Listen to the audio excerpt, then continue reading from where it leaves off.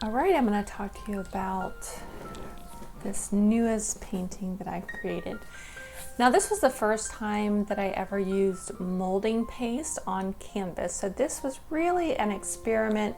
I didn't expect it to turn out to be anything that I loved because I knew that the molding paste would probably be a bit of a struggle. And me being me, I went all in. So there was no halfway here. I covered the entire canvas in molding paste. I created the effect of water in the background. And then I went ahead and drew out my girl in the surfboard with molding paste. Probably a mistake because I would have liked to have reshaped the board. I wasn't super happy with it, but I decided to keep it the way it was and just straighten the edges out a little bit. Molding paste leaves very little room for error.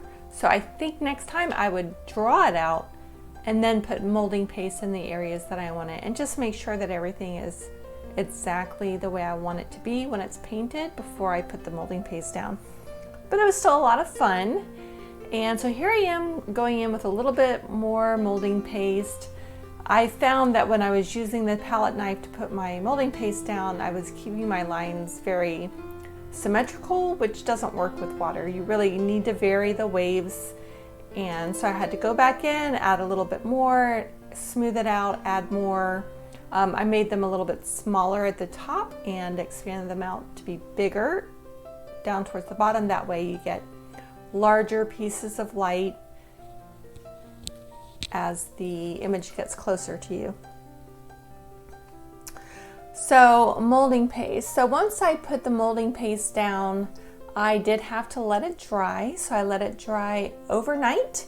When I came back, it was nice and hard, and then I was able to work on it. Now, molding paste, when you use it, is a matte finish. So, and paint sticks to it very well. It works very much like gesso. It gives me a nice, good tooth to be able to put my paint on. And the nice thing that I noticed, I said gesso, molding paste. The one thing I noticed about molding paste was that it made a nice area to paint on, and it's not like my paint soaked too much into it where I needed to do 3 coats in order to cover.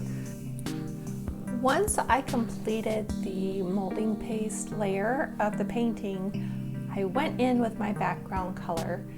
And sometimes I paint the entire background, but in this case I just painted the water and around the image.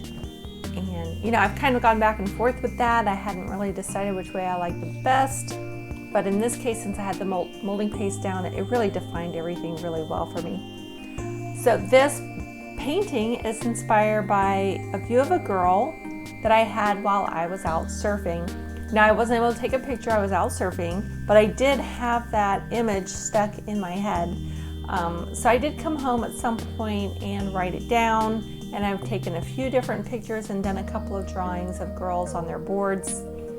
And for this one, I did use a model, and I painted her out with her face completely away from me instead of her head to the side, which I've done in the past on one of my watercolor paintings. And I really like this one because it can be anybody. So when I used the model for this, I actually had her sit in my swimming pool on Victoria's old surfboard. No, my old surfboard. Anyway, so it was really cute. She was really uncomfortable. She doesn't surf, but I had to teach her how to get on the board, how to balance using her feet, holding onto the board. I held onto it for her for a little while to make sure she was comfortable, because if the board lets go, it'll go flying out of the pool. It was pretty cute. Yeah, I wasn't sure when I was taking the pictures if I was going to like the way it turned out. I really didn't think I was going to get a good painting out of this. So it was perfect for me to test for the molding paste painting since I hadn't done that before. And in the end, I really liked the way that it turned out. So this was the first time also that I did a photo shoot with someone who wasn't one of my children. So one of the things I like about having a model doing a photo shoot for paintings is it helps me to get some new ideas. So I already had a list of things that I wanted to take pictures of.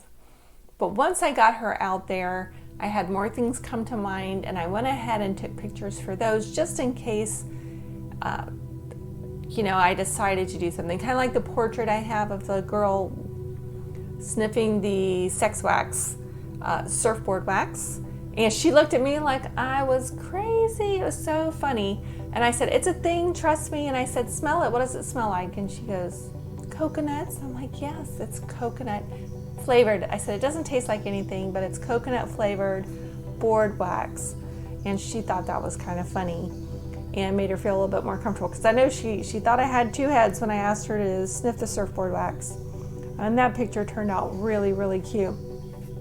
And of course, anytime I do a photo shoot, I get a lot of new excitement for my Surfer Girls series, because I do have a bunch of ideas already, and some of them I've not put on paper completely. They've not exactly come to fruition just yet, but I get new excitement for the series whenever I do a photo shoot, and I end up doing a couple of paintings, and I've actually got some really good ones for the series that I can't wait to put on canvas. Those will come a little bit later. Now for this one, in the picture you can see the bright colors of the board pretty clearly, and I use a different color for the board here than I did when I took the picture of her, but I wanted the bright yellow like my surfboard, and I decided to keep it a solid color all the way down instead of having it an ombre color like my surfboard. I repainted the bottom of the board here several times. What I wanted to get was the effect of water going over the board, but because the water was so clear, you could really see the board through it. So it was kind of difficult to make it look like the water was cutting through it, since there's no green over it. It wasn't really hiding the board. Because when you're right up on top of somebody like I am here, the water's not deep enough to really be shaded that turquoise green that you see when you're at the beach and you're taking pictures from a distance. So it took me a couple of times to go through this process, and as a matter of fact, I had someone on my TikTok feed mention more shading, and that comes towards the end. You'll see me make a change at the end, and it really seemed to make a bit of a difference. So right here it kind of looks like I'm giving her tiger stripes, but I was just trying to get the water, the refraction of light, right? So when light hits the water, it bends, it's not straight, so you're not going to see the perfect line of the surfboard for the parts that are in the water, which is why the edges are like that, because the light bends, and so you don't see the perfect silhouette of the board. And the same thing with the legs, and eventually here you'll see the bathing suit colors. Well, now that I mentioned TikTok, so one of the things I've been doing this month, or trying to do, is participate in Inktober. You may be aware that pen and ink isn't something I really use very much at all, not even very much for sketching. But I do use my sketchbook, I do watercolors, I do acrylic paintings, and Inktober is a huge challenge. I do have some markers that I bought that I thought were watercolor markers, but they just have the watercolor like paint tip ends. But they're not really blendable, which makes it really challenging, I realize, for Inktober. But I already had them. I didn't buy them specifically for this, so I decided to just go ahead and use what I have. And I did learn that my sketching and drawing skills have improved so much just over this past year, because I've tried to make it a point to do some type of art every day. And I've not done it every day, but I've done a lot more than I had the previous year. I'm painting more. I do a lot more in my sketchbook. If I'm not working in my sketchbook, I was working on my digital art, which is, it's kind of bad, to be quite honest with you. I'm super slow at it. I haven't taken any classes, so but I do that, and so because of all the work I've put into it this past year, my sketching abilities have gotten a lot better. Now, obviously, there's a lot of people out there that are just brilliant who've been, drawing, sketching, painting since they were in high school, but I'm kind of like running. So I am not here to compare myself to other people. I am simply comparing my progress with myself. What did I do last year? Where am I improving? How have I, what have I done to get better at my craft? So sketching, drawing, painting every day, trying to do a little bit of something was my goal. I didn't meet my goal, but it's definitely pushed me forward, and I'm really glad that I decided to really try that over the past year. And another thing I've started doing is trying some different painting processes. So I'm trying, fluid art painting. I'm using some resin and glass to do some resin art. And I've done a little bit of it, not a lot. So I'm still experimenting. I've only shared the end process. And my husband, Steve, thinks I need to record the process and share all the mishaps, all the messes, but it's just so messy, trying to set up my camera equipment and do these basically experimental procedures at the same time has been a little bit much, but going forward, I'm going to try and record some of it, even if it's just a little bit here and there, something I can put on TikTok. Maybe I'll make a compilation that I can put on YouTube later. I don't know, but I'll try to get a little bit more of that videotaped. Finding the workspace for it and trying to figure out how to do it, because when you do the acrylic pour paintings and resin art, you kind of need to elevate your stuff, and then it drips all over the place. And I have a drafting table, and no kidding, I thought I had it straight, but was still a little bit not perfectly level. So, stuff would drip off the sides of the canvas and then start to roll downhill. And I had a big, what did I have? A drip cloth down for it, but it was super, super messy. So I ended up putting a towel to help soak up anything that dripped off of the drip cloth.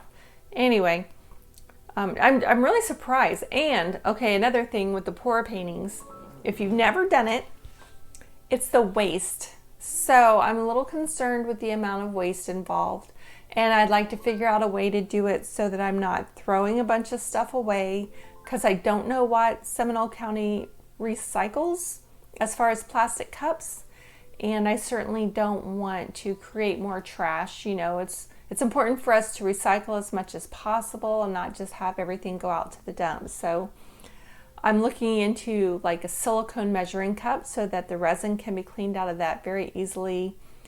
And surprisingly, getting the acrylic paint out of the plastic cup once it dries was really pretty hard. So you really have to rinse that stuff out pretty quickly, but you're so busy doing stuff and moving the paint around that it's not really conducive to just running away and rinsing all your equipment off.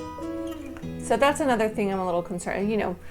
What can I do to make sure that either the stuff that I use can be recycled or that it can be easily cleaned so that I'm not throwing a bunch of stuff away? I'm enjoying it so far, and I definitely want to share that part of the journey with you. And like I say, everything I do it's a learning process. So by the time this uploads, I will be a couple of months past October when I recorded it. Got a little preoccupied with some family stuff that was going on and wanted to give that my full attention. But I'm back into the art stuff, and hopefully you'll see more from me soon, but you never know, life happens. Thank you so much for taking the time to watch. I hope you've subscribed to my channel if you find this interesting. Please like the video. If you enjoyed it, feel free to share with your friends and let me know what you think in the comments. I really appreciate it. If you want to receive notifications as soon as I upload my videos, please ring the bell. I'm going to let the video play out. It'll show you the final product in the end. I hope you stick around to see it. Thanks, bye. Hopefully I'll see you at the beach.